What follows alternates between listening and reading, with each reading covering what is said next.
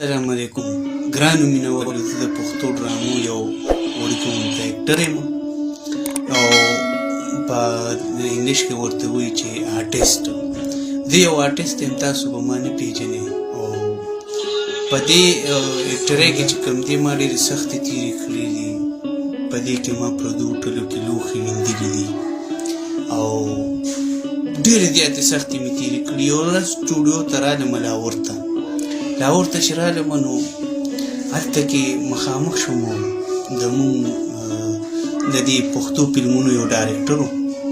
نوم یې نالم، خو بس هغه راته وویې چې پیسې درسره نه وي نو ته په فلمونو کې کار نه شي کولی، په ډرامو کې کار نه شي کولی. ما ورته ویې ښه.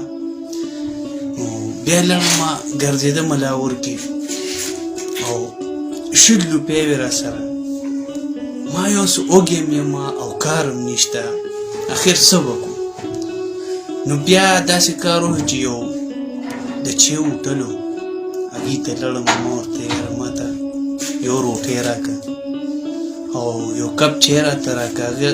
هغه هوټل کې یو مزدور هغه را دیکه راکړه چې بار شه شابه په 100 روپۍ باندې چای کم دی کېږي او روټۍ کم دی کېږي.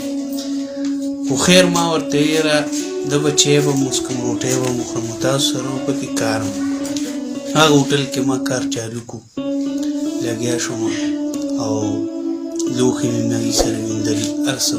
هغې نه ورو روان محنت مې کول نن دې ځای ته رارسېدلي یم. دا مقام ما ته میلاو شوی دی. ډېرې ژوند کې مې ډېرې سختۍ ولیدې، ډېرې زیاتې. نو دا ډېرې ګرانې خبرې دي او نو ډېرې سختې ما تېرې کړي دي. نن که راته ده او که نن ما سره مثال د موبایل کمې نشته، د ګړۍ نشته، د ګوتمې نشته، نو دا ما ډېرې سختې تېرې کړي دي. دې مقام ته رارسېدلی یم او نورې به ګوره کوشش کوو چې مخکې لاړ شو په دې اکټینګ کې، په دې ډرامو کې، په فلمونو کې. نو دا ستاسو مینه ده مونږ سره.